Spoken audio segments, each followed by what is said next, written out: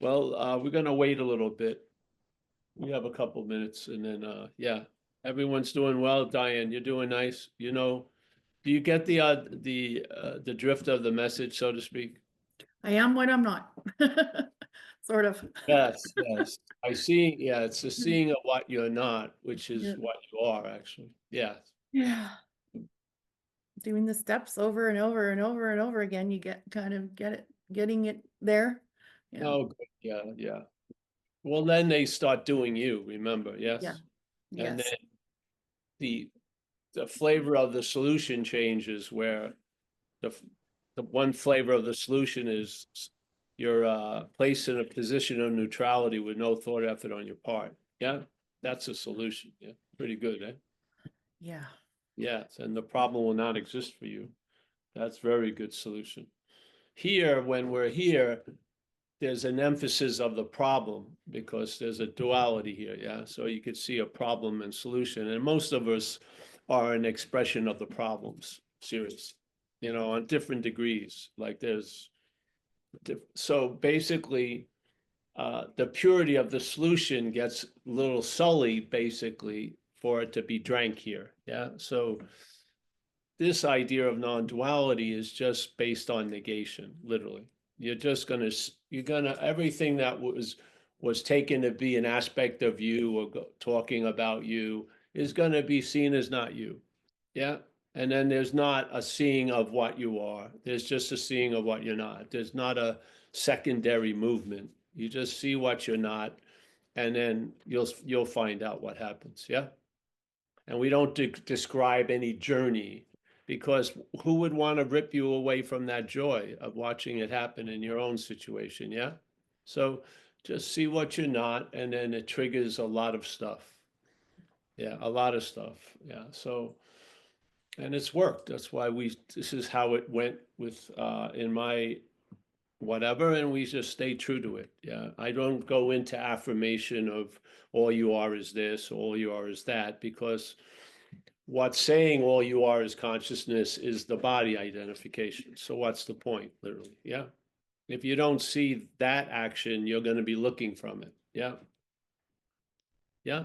Like the first movement of mind, small m mind, the mental process in time is claiming what's happening. Most definitely. To me, it's probably the quickest process I can become aware of. Yeah. And then it claims what's going on and it uses it to reinforce this idea of being a long lasting, independent, separate entity, a thing. That's what it does. It's mechanical. You're not choosing it. You're not going to be the one that stops it. It doesn't need to be stopped. It needs to be seen. Yeah.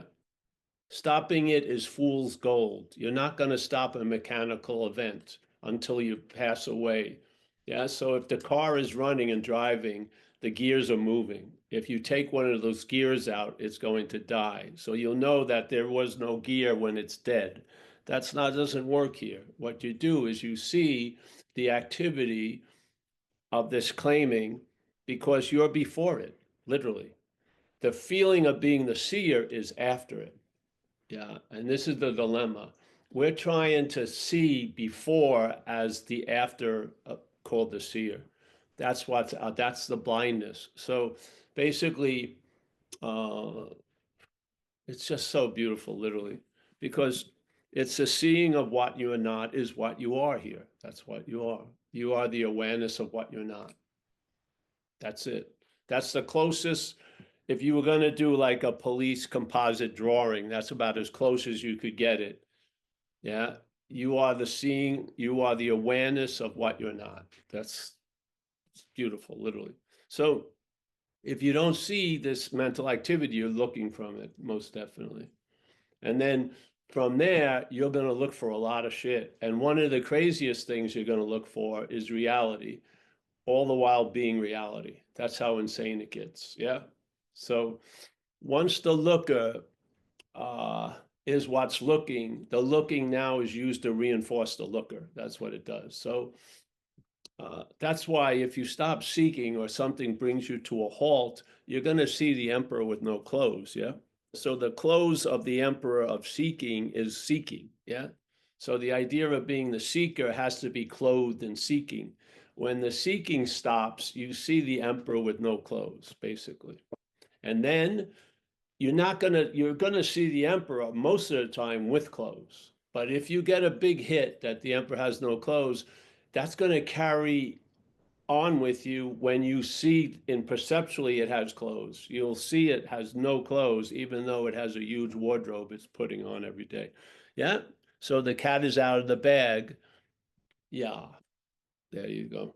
So this is how it worked with me, and that's why we share it. It didn't work with me when people said you're not a body. I got a huge hit out of that, but about a second or two later, it was the body identification claimed to be the hero of I'm not a body. And it went to insane, uh, insane pursuits like chanting, I'm not a body, I'm not a body, I'm not a body. The only thing that would chant, I'm not a body, is a body. Yes? You get that, right? Something that's not a body isn't worried about being a body. It's very clear it's not a body. What's unclear about not being the body is the body identification.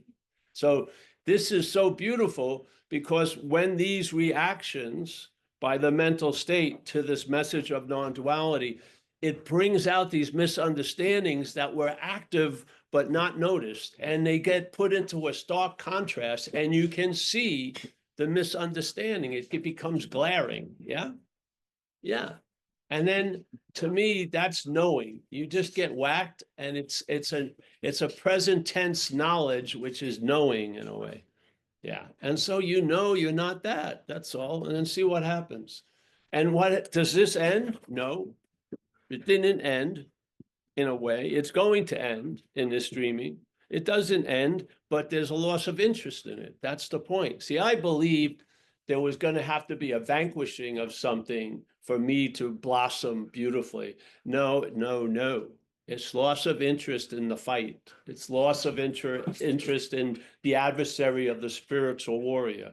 You lose interest in it all. Yeah. And really, what kills it is irrelevance. It truly does. That's the last thing it wants, is being irrelevant. So if it can't go with you to the light, it will say, I can block you from the light. And this is just insane, all the while being the light. Yeah. Yeah. So, all right, let's start it. Let's bring in. That was the warm up, Diane. Just sit back, get your safety belt on. Yeah. Yeah, get ready. You missed it. Wow, it was right there. All right, well, let's welcome everyone. Nice to see everybody here. This is the Wednesday night non-duality meeting. So again, we were just speaking about it before. Let's go over it. There's some people I haven't. Oh, Kenneth, nice to see Kenneth again. Nice to see you, bro. And Eric and Judy Love and everyone. They've been hearing this, but the hearing of it, it's not how much you hear or what you're hearing, it's the hearing of it. The hearing of satsang has some juice. Yeah. So, okay. We seem to be an event that has something called time involved. Yes or no? Yeah. Sometimes if you're doing something you love, time seems to go fast. If you're on a transatlantic flight, it seems to go very, very slowly. Yes. That's why you watch almost any movie that's put on there, because you're just trying to distract yourself from time, literally. The time is because you're moving super fast, but the time's going very slow. And you would assume if I'm moving really fast, time should be moving fast with me, but it doesn't happen. All right. So when there's an action that happens through you and it's noticed, do you have a sense of being the doer of it? And there's that sense, you don't even see it anymore. It just stinks. It stays like a smell. Yeah. That sense of being the doer, because it's been triggered so much, it almost doesn't need to be triggered anymore. It's been claimed so many times that it basically leaves an aroma. And every once in a while, I have to hit you with a big whacker. You're the doer and you really fucked up, blah, blah, blah, blah, blah, you know, but usually it's just a familiarity. Doer, obviously. Yeah, that's it. There is no naked and raw doing that you don't sleep with as a doer. You just don't. It just happens. And the thing is, it's happening and you're not doing it. It's mechanical and you cannot beat it. If you believe you're that which it implies, from that point of view, you cannot beat this process. Self cannot get out of self. If you're cast as a self, obviously it becomes somewhat uncomfortable, different degrees for different situations. But basically, the only avenue you have about dealing with it is trying to get out of it, literally, or changing it or rehabbing it but you're basically stuck with the imaginary point. Yeah. So the first process, before that, no process. Yeah. Being is not a process. There's no process in being. There isn't like a starting and then it gets a little warmed up and then finally kicks into fourth gear. Being, no, being. It's not a process. Yeah, that's the state. Let's say, the only state. And there's the being, and then there's this idea of time and the mental process. They probably go with each other. I don't know which is the chicken or the egg. It doesn't matter, literally. Yeah, because you're being shit on, really. So you better, doesn't matter if it's the chicken or the egg. So time starts, and in time, the mental state arises.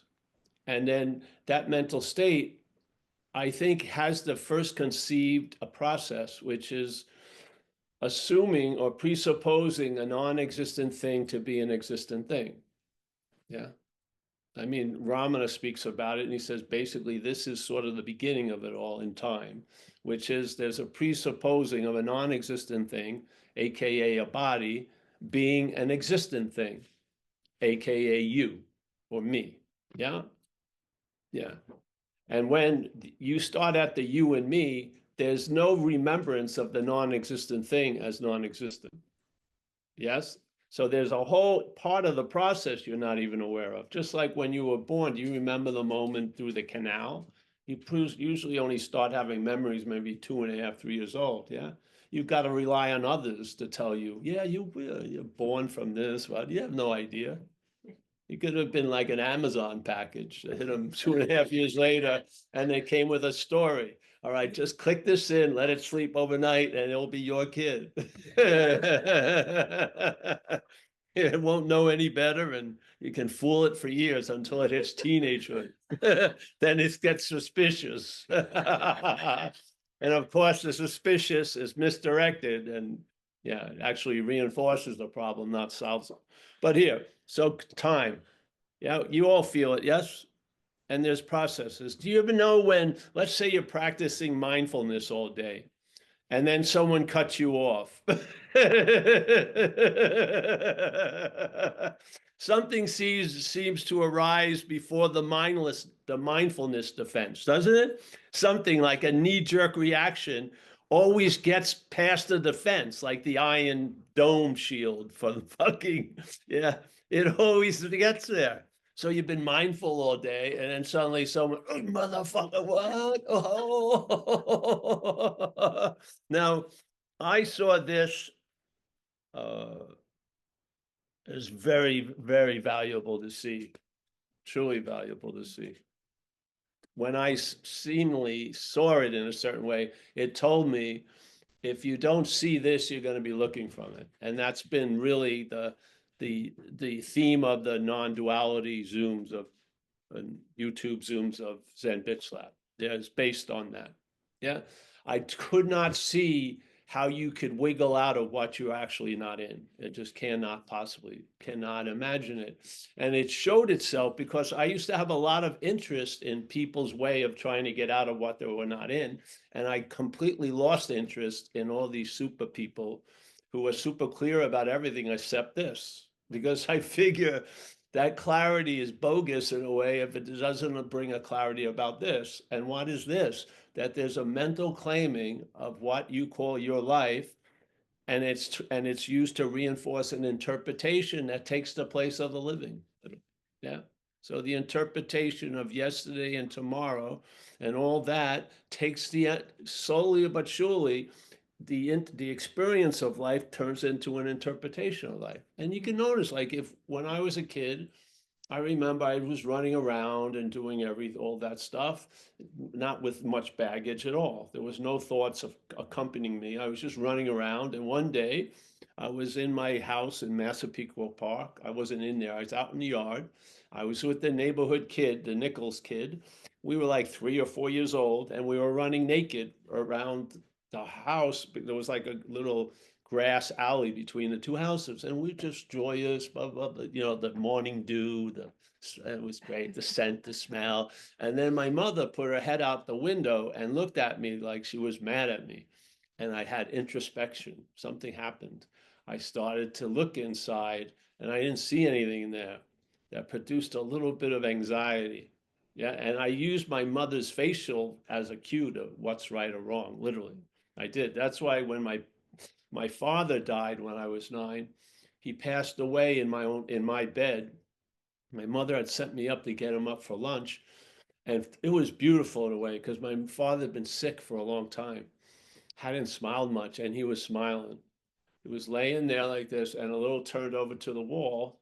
I didn't know death, really. I was a kid, and I was trying to get him up, and he wasn't waking up. So I yelled out to my mom, and she came up, and by the look at her face, I knew something had happened. He was dead. But I checked her out. She went, "What? Whoa, okay, yeah." So whatever, that triggered something. But I noticed, truly, it's not me noticing it, and it wasn't me doing it, but it's a nice way of presenting a message here. That after that, everything I did was accompanied by thought. Yeah. I did it when I ran in the room. I wondered it was, and this burden started becoming heavier, heavier. Yes. And I got weird, like a lot of kids do. And, it's sort of like, I never asked my mother, "Hey, mom, judge my playing. Am I playing as good as Wayne or something?" She said, "Yeah, you're just playing, Paul." Yeah. There was a weirdness that caused like almost like an aquarium wall. And I started to sort of see through a glass darkly, let's say, running around, still the exuberance of life, but then it was creeping in irritable restlessness and discontent, literally. And there was demands for a solution. Now, I was crippled with this identification of self. I couldn't see the real solution is I'm not that. I wanted to get out of that. That was the only seemingly drive I had. And so I found things to do that. And it led into addictions in life and everything, and spiritual addiction, just like drug addiction. Yeah. Yeah. All these things, because I was hell bent on trying to get out of this thing that I'm not actually in.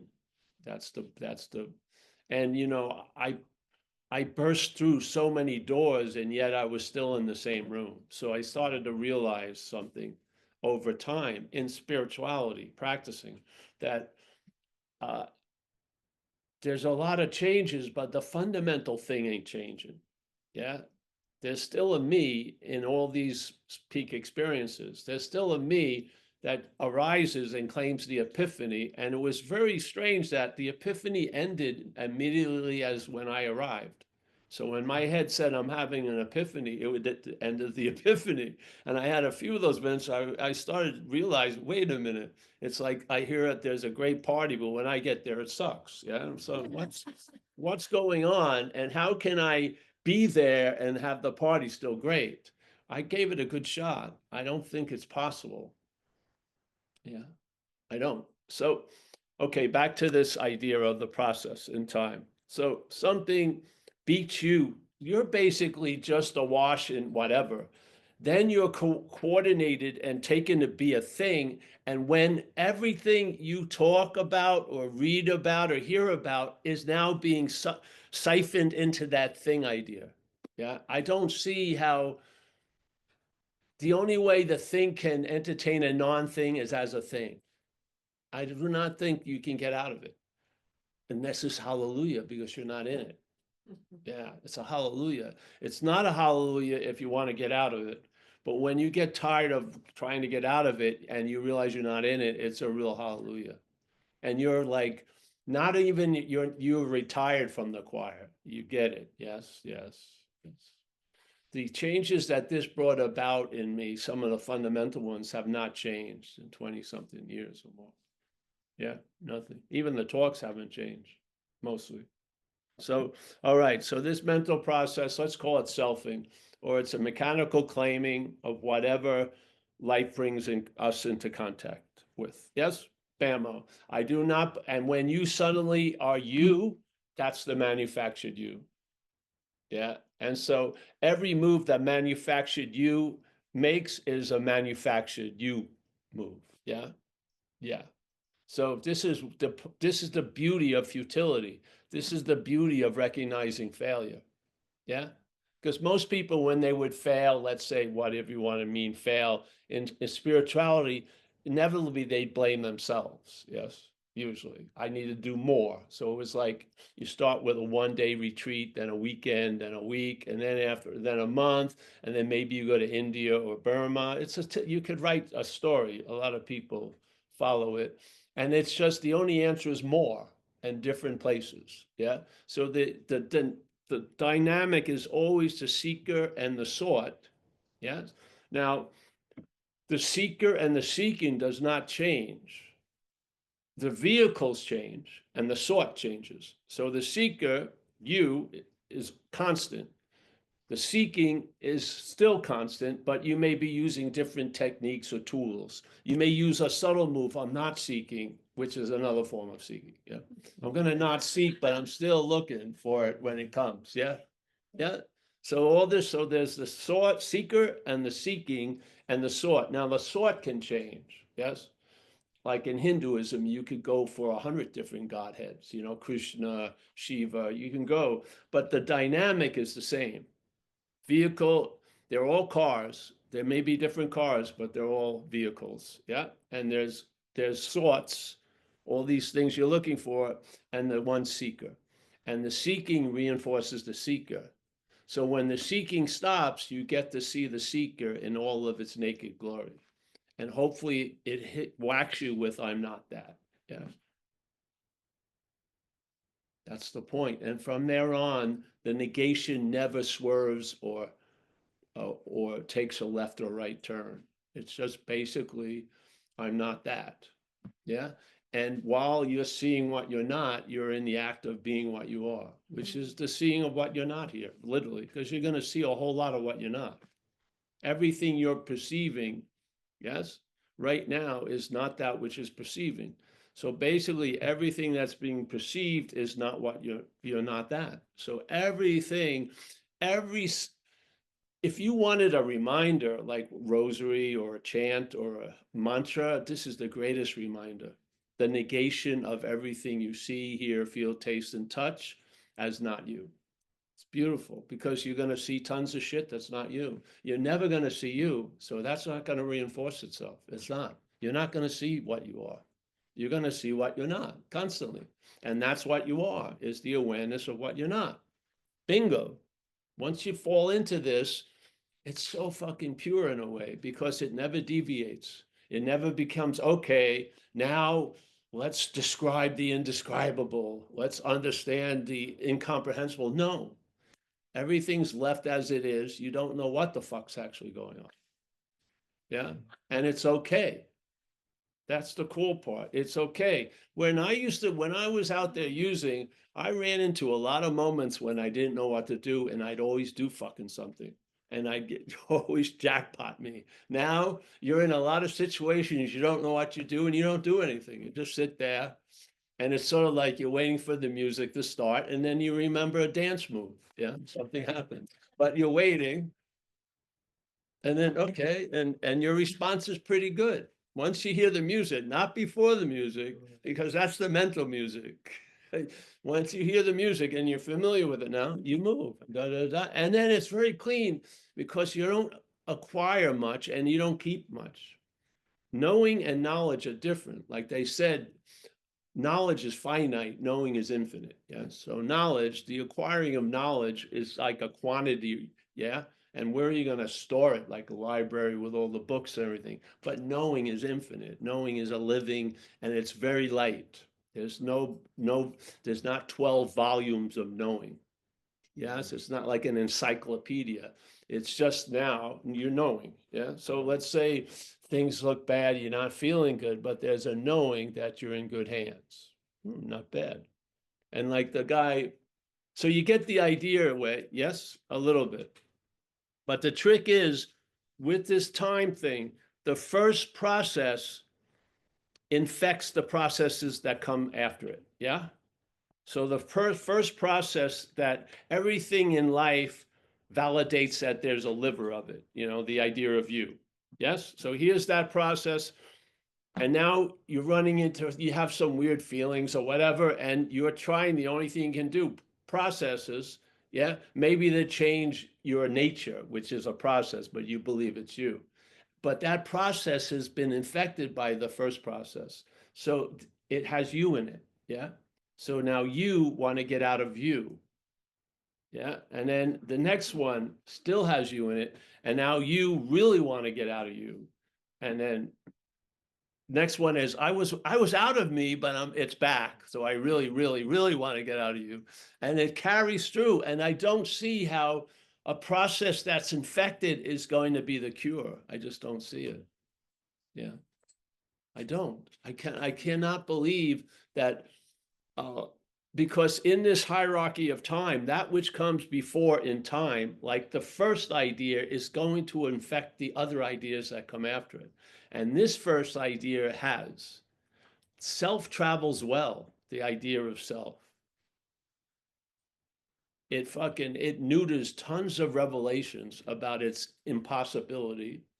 Yeah. It will remember a resentment for 50 years, but forget a miracle in 10 minutes. Yes. It has a lot of deflection, denial, and stuff like that. Yes. And it will swear to you, it will do whatever it takes to be a not you as a you. So I want you to experience your own absence, but I want to be there. So this piled on, I had enough. Yeah. It was already a no mas for a while. Yeah. But then when I was down and out for the count, someone whispered non-duality in my and I saw the losing of the fight was the winning of the fight. Yeah. Don't get up. Don't get up. You're knocked out. Take it for to be a message. You're knocked out. You're not going to get it. And if you look at two people saying the same thing, the only difference is the emphasis. So one person who's a very diehard seeker, and he gets, I'm never going to get it, and they're super frustrated and pissed off. Another person says, I'm never going to get it, with the realization they are it. Yeah. The emphasis is what's different.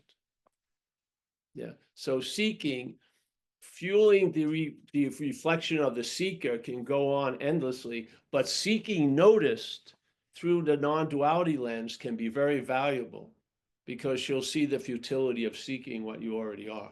Wow. You have enough information to close the case. Yeah, no appeals, no probation, no fucking cold case. It happens. You get whacked, and there is a part in you that's already convinced. It's in a state of knowing. We say in recovery what it is an unsuspected inner resource. It doesn't mean there's no resource. There's an unsuspected inner resource. So when you're up the ass of self, the mental activity, you seem to be blind to the real fact of what we are. Yeah. So I feel it's pointless to try to arrive where you never left. I do. Yeah. I don't know. I don't think it's an amigo. I don't think you need to have it as a service animal. I think its nature is a parasitical nature, really. Yeah. And it always, with its interpretation, it had to be either beaten, vanquished, changed, purified. It played always a huge role. Yeah. And really what kills it is a loss of interest. And you lose interest in it because it's not you. And there's a migration of the interest and the attention that was going up that one fucking hole. Yeah, unbelievably. And now that energy, that intention, that attention and interest that was enslaving you during the day is now enriching your day. It's pretty cool. The energy is neutral. It's what's directing the energy gives it the meaning it has. Yeah. So, yeah, it's a simple message. I do not believe you can get out of what you're not in. Yeah, I do not. I do not believe, I feel the mental state has us believing we're out of what we're in, and we want to be, and we can be in of what we're out of something. It's a weird thing, but it has us going in two opposite ways. So I'm trying to get out of what I've never been in, and I'm trying to get into what I've never been out of. It's really that extreme. Yeah. And he says it, if you read Ramana, I'm not saying read the 80 volumes of works of Ramana, just look at what he called the greatest mystery.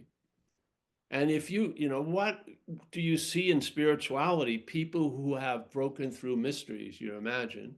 And Ramana was very high up there. If you had a game board, he'd be near with Jesus or somewhere up there. Yes. And they're like the level of the greatest mystery solvers, he would be up there. And he's saying to us, hey, the greatest mystery is being ourselves reality wanting to attain reality. Yeah, it's amazing. I'm going to read it again. People are sick of this little book, but I'm bringing it out because I want to read it because it produces an effect in me. In a sense, I'm selfish. I like to read what causes an avalanche in me. I do. So I'm sorry if it bothers you. But I would think the avalanche will collectively, if you'll have some snow on your hairs, it'll be good, something good. So here, simply, this is from Ramana Maharshi's teachings. There is no greater mystery than this. Okay, man, this sounds, you do a lot of stuff, don't you? You bought a lot of tickets, you went into the Ganges. Just sit your ass down, be still, like he says, and hear this. Yeah, all right. Everyone's got like couches, pillows. You're not in sweaty, mosquito-infested world. You're in a nice, comfortable place. There is no greater mystery than this, that being the reality ourselves. Yeah. We seek to gain reality. He has said you're a present tense condition called reality. He has. He didn't say you're close, just a little farther. Nope. He said being ourselves reality. Sure sounds like a present tense verb. Yeah. So we think that there is something binding our reality. Yeah, that's something that says it's the thinker. So, and that it must be destroyed. And he says, and it must be destroyed before the reality is gained. It is ridiculous. Yeah. How are you going to destroy a shadow? How are you going to kill a ghost? Yes. It's only cast by our ignorance or misunderstanding. Yeah. Yeah. It's going to still be cast, but now it won't be your misunderstanding. It will be a mechanical misunderstanding, and there'll be no owning of it. Yeah. Yeah. It won't hold you back a second anymore with this idea of I shouldn't have done that or whatever. No, it's mechanical. It goes on and on and on. Yeah, you're not there behind the wheel choosing to go left or right. You're the car that's being driven, so to speak. Yeah, yeah. So he says, all right, it is ridiculous. A day will dawn, let's say today, when we will ourselves laugh at our own efforts. That which is on the day of laughter is also now. Okay. And now here is incredible also. It is false to speak of realization. It is false to speak of realization. That's interesting. Eh? In some of Ramana's things, he says it's always realized. So if something's always realized, you could call that a realization maybe, but it would be the last one. You would realize that it's always realized. So it says here, it is false to speak of realization. What is there to realize? The real is as it is always. Wow. I love when they use always everywhere. There's no room to wiggle out through the fence, you know what I mean? You're contained.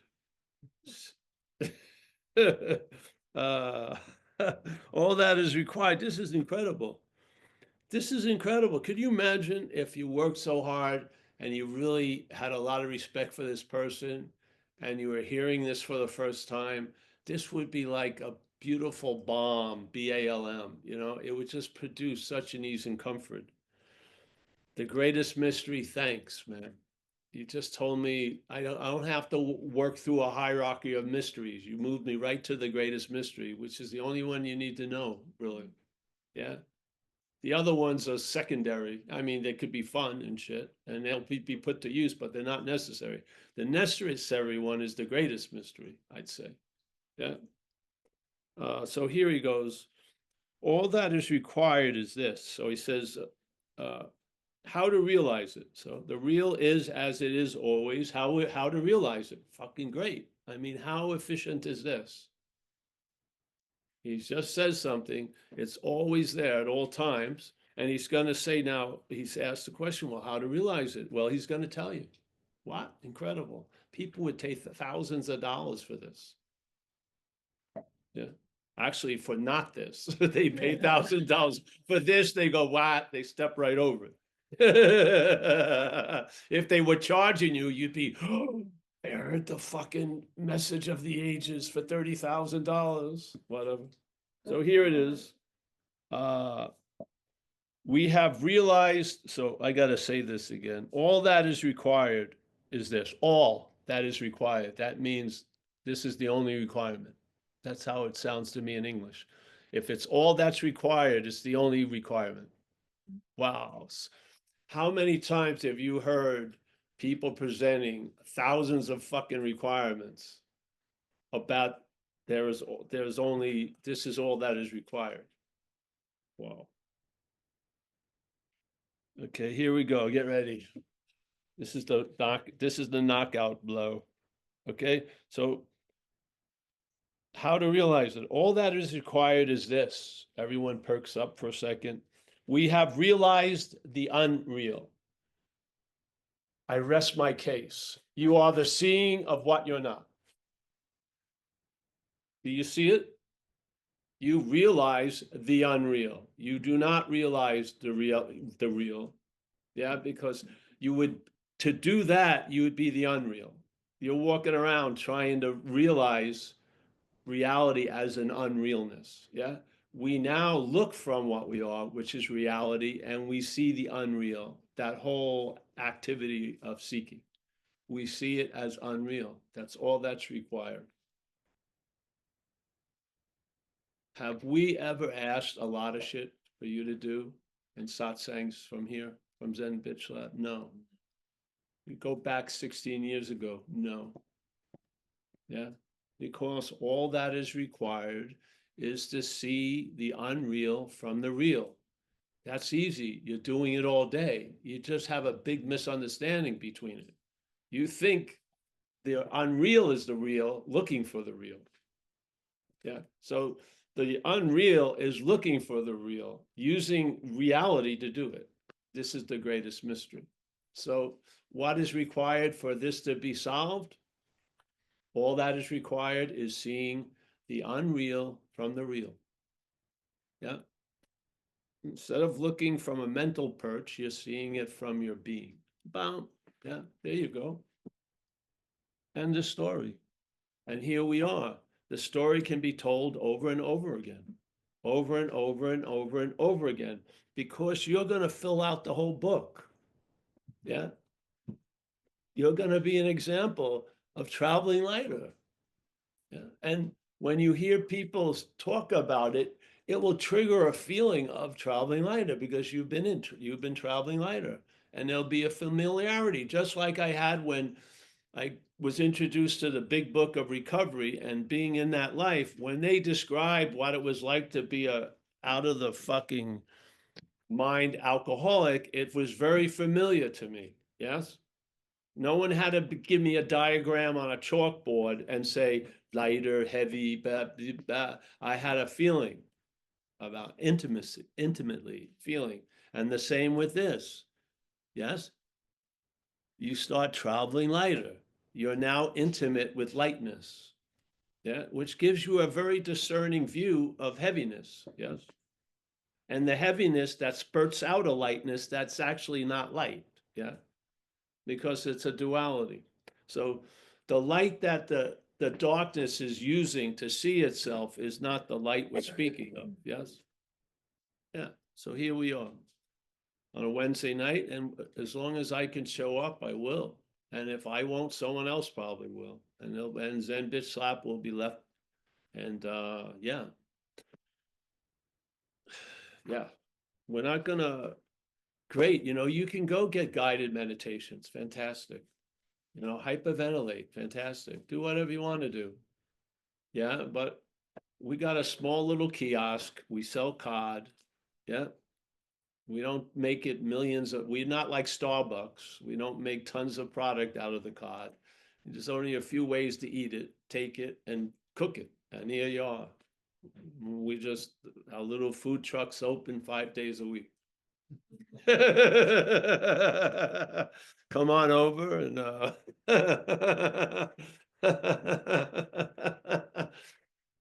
surprise me, Paul. Cod. Can I have some condiments with the cod? Cod and more cod.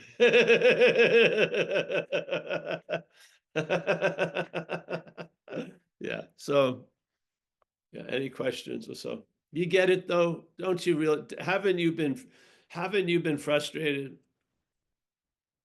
How many times you thought you actually had escaped and then you didn't?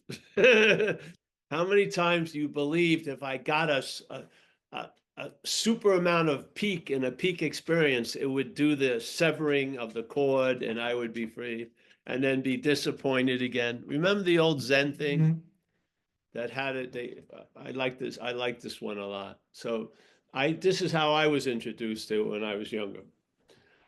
First there is the mountain. Then there is no mountain, then there is a mountain again. So it sounded like, okay, here you are, you have a feeling of wanting to go to a higher altitude or lightness, but there's a big mountain that you want to get past. So first there is the mountain, I tell the truth about it, and then I work hard trying to make that mountain disappear in some way. Yeah. And then I'm successful and I'm elated. And then sooner or later, the mountain reappears again. So then I'm bummed out. And then I go, it's like the eternal chore. I have to now try to, yes. So it goes on. But I believe they missed the real original stanza. I do not believe it was first there is a mountain, then there is no mountain, then there's a mountain. I believe first there is no mountain. That was it. And this will allow you to travel lighter through the appearances and disappearances of mountains, because you will have a knowing there is no mountain. Yeah, it's beautiful. Beautiful, because the other one doesn't work. If there's a truth given to what is false, it's going to be like a slinky trying to get in and out of it, in and out of it. Yeah. What is false is there is a mountain. There is not a mountain. There's an appearance of something, but there isn't something. So first, there is no mountain. So you may not even get into trying to move the mountain. Maybe you'll fit yourself around the mountain and do pretty well. And then if the mountain disappears, cool. When it reappears, cool. Doesn't matter, because it doesn't have a huge influence in you anymore. It's appearance or disappearance. Yes? My condition is not based on the mountain's condition. My condition is based on the fact there is no mountain. Yeah? Yeah. So this is a message in a sense. So, all right. Yeah. So, Paul, did you say that was an old Zen saying? Yes. So, are you the first one that you ever heard say that first there is no mountain? Yes. Thank you for I that. remember I wasn't much of a listener. Well, I thank you. I thank you because I needed to hear that. Oh, good. Yeah, I don't think I'd heard it before. That's how it was presented. Yeah. Yes. Yeah. James Yeah, Melnick. do you get it? See, if there's a giving a reality to something, and then you work hard of try to make that reality you gave the meaning to unreal, that's stuck. You're in spiritual fucking like fly paper. Yes. Yes. Yes. So this is a negation first. It's not a positive, and then you've got to do whatever you can to try to negate the positive. No, it starts with a negation. So when the positive appears, that's all it is. It's an appearance of positive. It's not positive. Yes. Yeah. It's hallelujah. Hallelujah. Thank you. Thank you. Thank you. Yes. Yeah. So not a second wasted in getting here, because you cannot not be here. Yeah. So I'm always here all the time, sleeping, awake, just completely on. Now, that was unbearable to me when I was younger. I wanted to get out of that. I did. I wanted to escape. It was a little too much responsibility. I have to be awake every second. It's unbearable, you know? Yeah.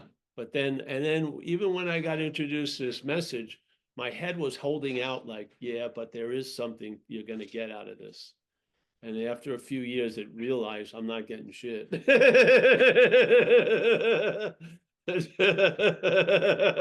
was too late at that point. But it was very crestfallen. It was very upset. He thought I was doing a real subtle seeking. Oh yeah, we're gonna get it. No, oops. You're not gonna get it. Hallelujah. Can you imagine what? Look at, we have a statement in AA. You drop an alcoholic into heaven, it'll be hell in a day. Yeah. If you showed up in enlightenment, it wouldn't be enlightening. The head would use it for some other pursuit. Have you noticed that a lot of people would have been better off if they never heard the word awakening? It's given them another thing to fail at, or see their neighbors, they're awake and I'm not awake, or whatever. I've logged 800 hours of satsang. I just saw them come in last week and whatever. And then one of the definitions of enlightenment is cessation of all suffering. And when your head hears it, it uses to produce suffering. Do you need any more teaching? No. How? You don't need tons of, all you need is one bit to see it's all his whole nature. Look at the head. Your head uses this moment to think about yesterday and tomorrow. That should be sufficient enough to recognize its failness. Yeah. If an activity is going on that disguises the real activity, which is here now, that activity is not your amigo. It's not on, quote unquote, your side. Yes. You don't need, well, let's go over it the 500th. You can get it in one example. Yes. If something is happening now, but completely occupies in yesterday and tomorrow, yes, it's not furthering your agenda of being here. It's furthering your agenda of you will be there and you were here. Yes. Yeah. And what is that but an interpretation? And what is actually happening now? You have to give it one credit. It is happening now. Yeah. Which what's not happening, anything can happen and what's not happening, but one thing can't, which is what's happening. It's the one quality what's not happening misses, which is the essential quality. Yeah, it's using what's happening to emphasize what's not happening. Would you want to? It's like, well, I don't know, whatever. You would think you don't need a scary warning. One warning can do it. Just look at it. Yeah, look at the statement by Huang Po, a great master, I feel, humbly. Zen master, Chinese Zen, Chan. He gives us a lot of one-liners, and one of them is, whatever can be perceived cannot be that which is perceiving. Okay? So right now there's perceiving, so you can use, the example has the utensils right now. Hear the statement, perceiving's going on. So if I see anything That thing I see is not that which is perceiving. Wow. Yeah. Okay. Now go in the head and listen to the head just for 1 minute. Its theme is completely different than that. It says what's perceiving can be perceived. So it says what's perceiving is that which is perceived. Where Hoang Po corrects that misunderstanding by saying whatever can be perceived, which in your case is being called the perceiver, cannot be that which is perceiving. So the perceiver is a bogus fucking name. You're not the perceiver. You are the perceived. And you're never going to be the perceiving because you already are the perceiving. Yeah. And how do you realize that? By realizing you're not the perceived. I don't think you can, if there's any other way you can do it, good luck. I don't see it. I don't. I do not see how you're going to undo a knot that you're tying by the attempts of undoing it. I just don't see how it's going to work. So good luck. Yeah. Okay. Yes, Anyone? Paul, James Melnick, I think, would like to talk to you. Come on in, James. Okay. Uh, As long as it's not Officer James Melrick. It's not If you officer, it's talk a, to me, I'm- I'm not here, please. All right. Paul, Come thank on. you so much for your share and for, I've been following you guys for about 4 years now, and I'm still not getting it, Great. gotten it yet. And I'm also in the program. I have 7 years sober, and Yes. so talk about the page 64 through 67. And recently I'm going through kind of a thing in life, and I came across Eckhart Tolle's The Power of Now. He talks about like what the false illusion of self and the ego as that mental state, and that this mental process of happening, as you often say, like our mind or our ego, our self is trying to think about what's not happening. And I think maybe is that like a similar, is that the same teaching as this idea of the ego and the self? And is that the same, just trying I to, don't it's know. It not could be the us, same it's for something you. else. I don't know because I haven't read him in years and years and years. Yeah. But I don't believe the idea of ego, because when someone's talking about an ego, there's a sense that they can have an ego and they can lose an ego. That to me is the sense of self, that which owns stuff. And I believe, so I don't like the word ego, but other people use it in a beautiful way. But to me, I like the sense of self. Yeah. Yeah. And what else did he say? Oh, that He called default. it the false illusion of self. I mean, I think he kind of talks to, like you say, selfing. It's like almost like we create this identity. We don't have time, then the ego can't exist, or the self can't exist, right? The self, we need to think about the future. But if I'm just here, if I'm right, and I'm not thinking It's about, not a difference though, James. The head can be thinking about the future and you're still here. right, Yes. See, this is the thing. Your being here is not based on something else. It's the fact. You're here. And this is what happens. You get weaned off of this idea that you got to make the here like a condition, like other conditions are made. No. Any condition that's going on is going on the screen of this reality of here. Yes? There is no condition the here has to meet to be here. And there's no condition that's appearing on the screen of here that cancels the here. This is what the understanding is. It's a conviction about what you've heard. Like, so you ever hear of a guy named Nisargadatta Maharaj? He's I am that. He's a famous person, non-person in non-duality.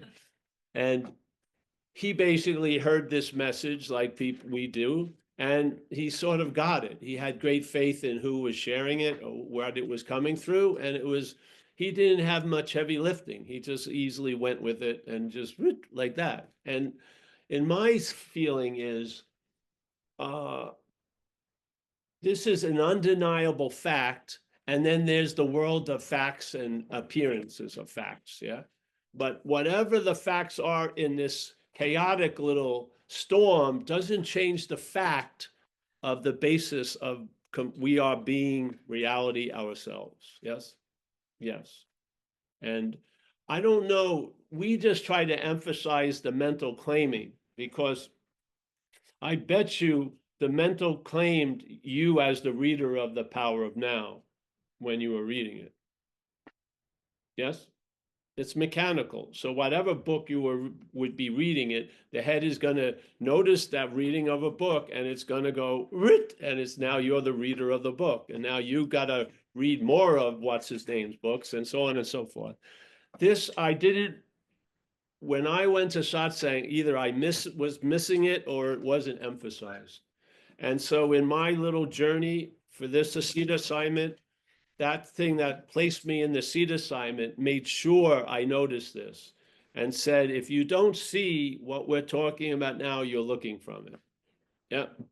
And that is, and there's a looking from it, but it's not you anymore. See, there is always a looking from this idea of you, and you're not that. So, yes, I feel the more important message that if there's a sheep programming and there's a lion, the more important message to the lion is that it's not a sheep. Because if you give them the message that it's a lion, it already is. But it's not, that's not translating because it's taking itself to be a sheep. So to me, that's the more important thing to point out than your lion or your love and like this. No, it didn't work with me. And I'm noticing with a lot of people, I don't think it works, literally. So I much rather say, all right, you get a whack and you realize you're a lion. And as you're walking away from that whack, your head as a sheep has taken it. Yeah. And you'll probably seamlessly, the glove of the sheep will come over your hand and you'll be living as through a sheep's glove. Yeah.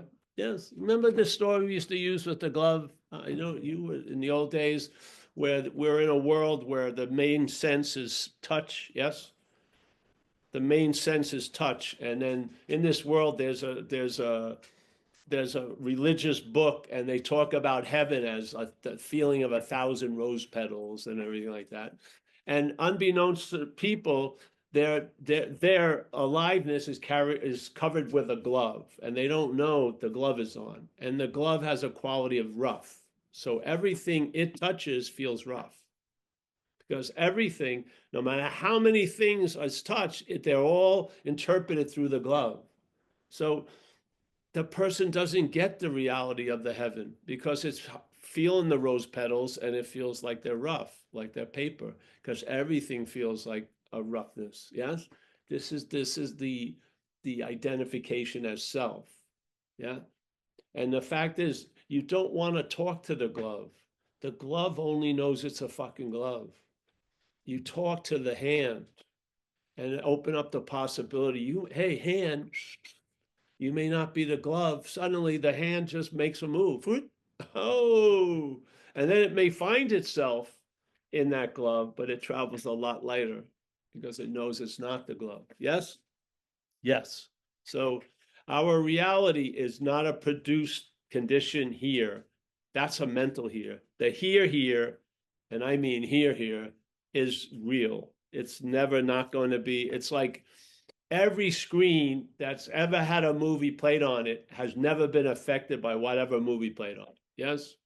So if the movie was a condemnation of all screens, the screen was still a screen. And you believed there's no screens and no screens while it's the movie needs the screen is not affected by the revolution or the rebellion because it knows. Yes. Paul, then Yeah. would you say then that the teaching then or the focus would be more on realizing that we're not a self or we're not the self? Yes. Is that where you're? Yeah. Yes. The thing is, there is no self. There's selfing. And the selfing starts with the fact that you are a self. Yeah. And that's what it supports. The selfing goes on and on and on and on and on all day, not for the sake of selfing, but to reinforce the idea you're a self. Because it cannot make a self. There isn't one. So it implies there already is one. It cannot make a self. It cannot create shit. It cannot. So, but it implies there already is one. So it doesn't, the heavy work, it could never manage. It cannot make a thing, a self. But what it does in the head, it implies you already are one. And then you're left with, I want to have a more authentic self or a better self or get out of self. Yes, but it's self. Yeah. And so this is the trick. I'm not trying to combat the selfing. I just see the premise is bogus. Yeah. And I've lost interest in it. Why I was following it so much, I thought it was about me. When I got to smell it, it ain't about me. There was a loss of interest in it. And really, the deciding factor of the traveling lighter and heavy is interest, really. If the interest has moved sufficiently, there you go. Yeah. And maybe you're wanting to be like a superhero in spirituality will drop like a fucking lead thing. Yes. Yeah. I don't think about hyperventilating every day. I don't think about a lot of stuff. Yeah, I don't think about getting out much. I think about how I can spend time without hurting that much, so I go to thrift stores. Yeah, no one sees me as a great person in a thrift store. Yeah, I mean, it's not like a life or death movement. Should I get that shirt or the pants? It seems to be pretty meaningless and mundane, which is a perfect place. Yeah, occupies time, so I'm not sitting on my ass meditating all day. You're going to feel meditated with this anyway. You're meditated. That spirit that you want to connect it's always pulsating. Yeah. So thank you, bro, James. Yeah. And let's both of us say we'll both stay sober tonight and tomorrow, hopefully. Yeah. Great. Fantastic. Yeah. And if Eckhart Tolle spins your top, let it spin. Yeah, because it's you. It's not the book.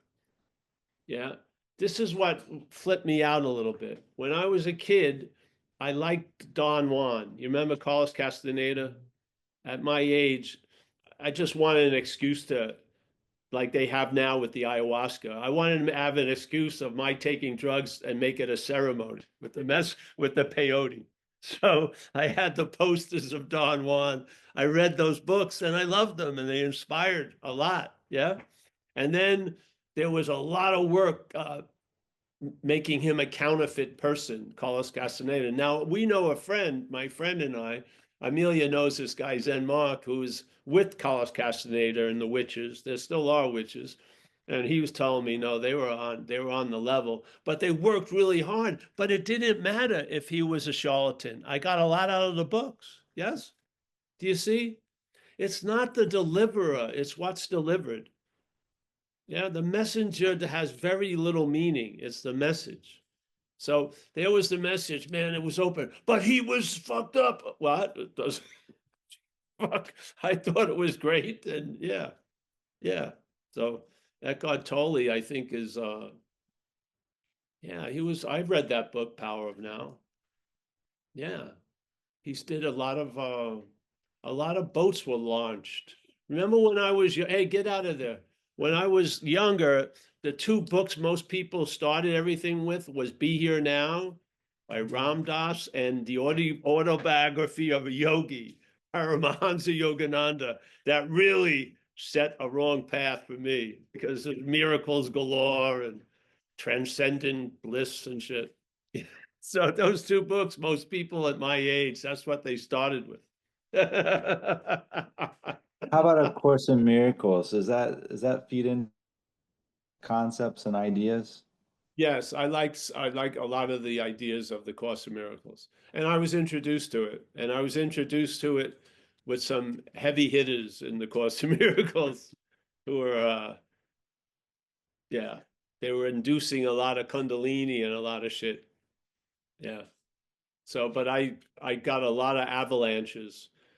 Everything is like a yodel for me, and it's if it sets off an avalanche, I feel it. I go back to it. So I use some statements that set off avalanches in me from the course, and I really, really, really, I really appreciate their extensive expression of dreaming. I think that's that is an introductory to start really feeling the walls of this place and seeing that they're paper, so to speak. Yeah, I think it's a very good description of dreaming. Yeah. Yeah. But yeah. But whatever works. And then, there's going to be a point that a lot of things work and then they don't work. And then, a lot of times there's a time to pick something up and there's a time to put shit down. Yeah. And then, yeah, you're going to like in India, they talk about the guru and then the Satguru. This idea. So the guru is the teacher here and stuff, but the Satguru is the teacher within, the ultimate. And so the guru has a sort of intermediary role to reintroduce you to the Satguru that you are. Yes? So the guru isn't the end all and be all. The guru it's like an intermediary bringing you, it's like a shuttle. It's not the plane. So the shuttle, it brings you to and then the Satguru is right where you are, in a sense. Yeah? Yeah. So, yeah. Anything else there? What am I reading now? Absolutely nothing. What I read is YouTube places that they have the 10 best horror movies of 2024. Sorry, that's what I'm getting a lot out of it.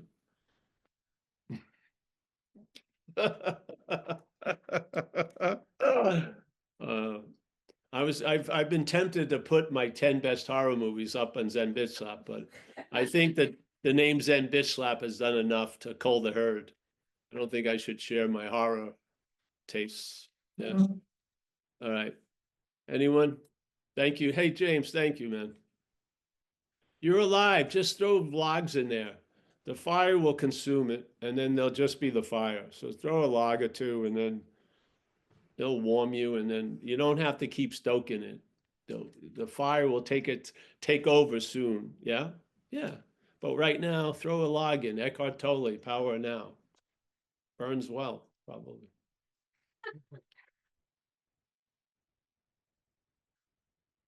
All right, anyone else?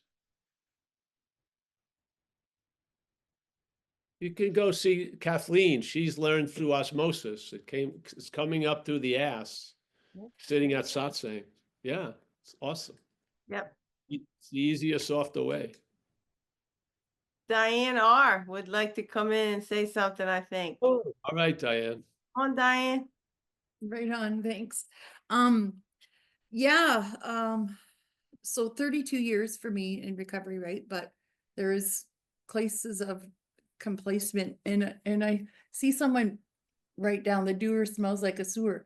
And I said, I was in the sewer for those years that I was not going to meetings and doing all this stuff. And then people started dying, like my husband at 24 years, he ended his own life, right?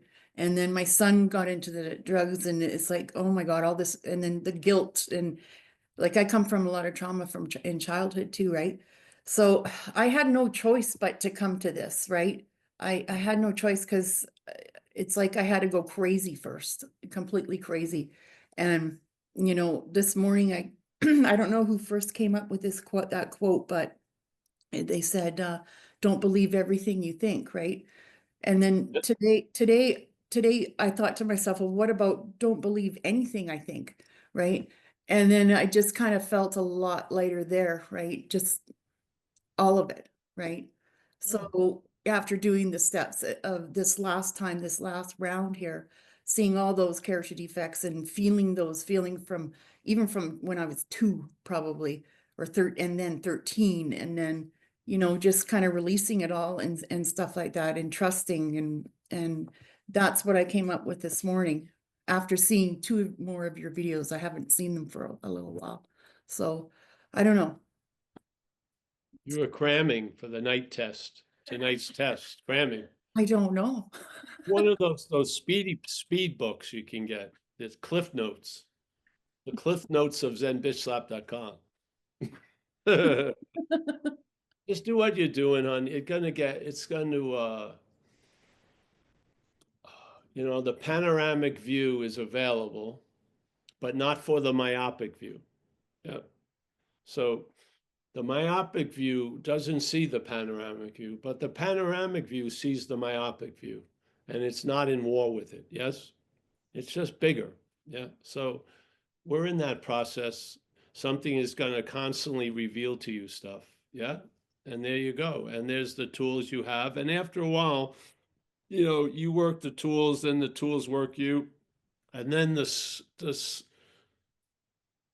quality of the solution gets really refined. Yes. Where a lot of stuff's happening with no thought or effort on your part. Yes. Yeah. It's really beautiful, very beautiful. Yeah, So it just comes. Just it comes. just comes on you, definitely. You do not have to seek it. It's seeking you in a way. We've just been avoiding it, literally. And now the course, I mean, the 12 steps have paused us enough to fucking let the rocket will hit the target. Yeah. Yes. It's good. Nice to see you, honey. And yeah. Thank you.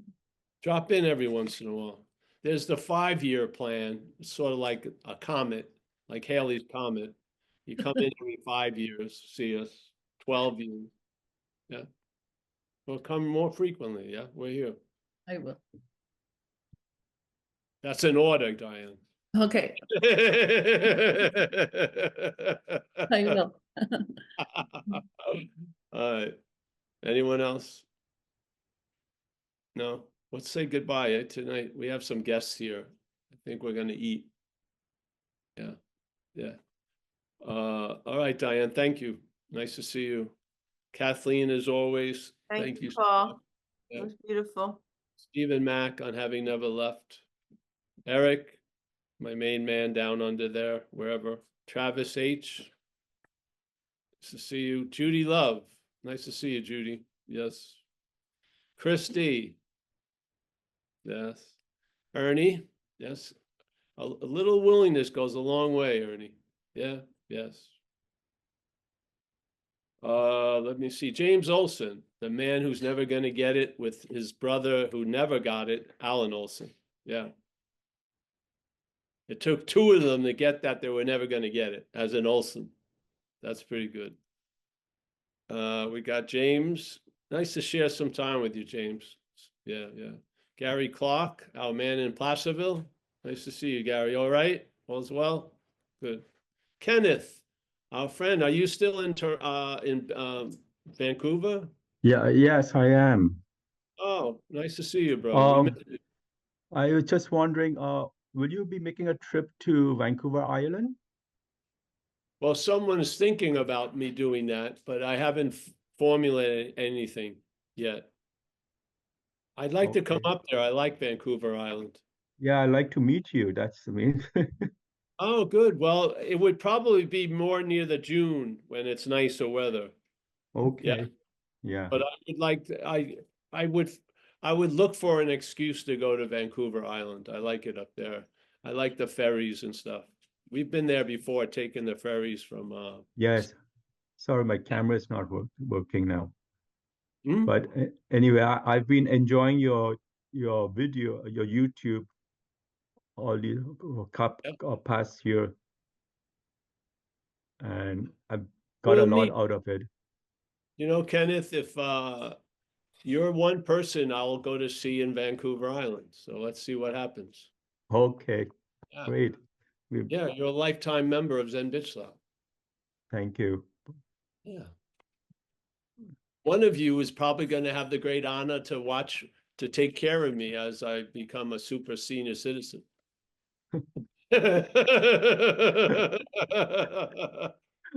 It may not be as light as you thought it would be. Dhruv, nice to see you, Dhruv.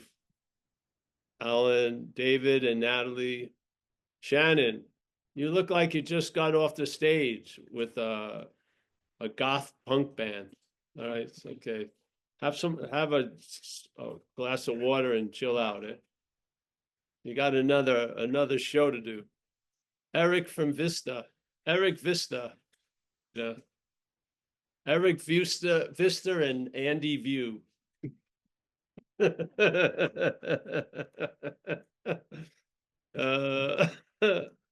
right. Thank you, everyone. I think I got everybody.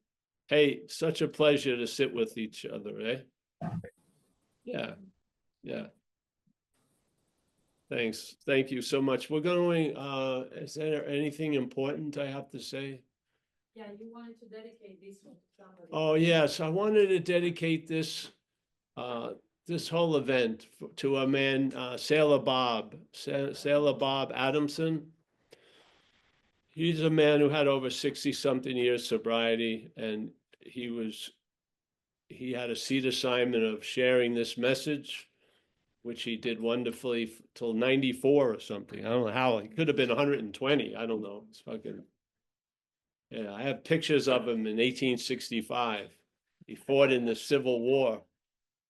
He made a mistake. He was on the Confederate side, but he's all right. He made amends for that. But he passed away, so I just humbly, I had the pleasure of knowing him a little, and I just wanted to include him in the package of the event. So Sailor Bob Adamson, I think he died just this week, a couple of days ago. 94? 96. 96. Wow. All right. All right. Well, thank you, everyone. I'll see you soon. And Kenneth, yeah, we'll talk about it. Come up, David, everyone. Nice to see you. Okay, thanks. And yeah, have a good night. Good night. Thank you. Thanks, Paul. Paul. Thanks, Thank you. Kelly. Thank you. Bye, everyone. Thank you. Thanks. I believe in Yeah, Thanks, Paul. thank you for the dedication. That was beautiful. Thank you. Gracias.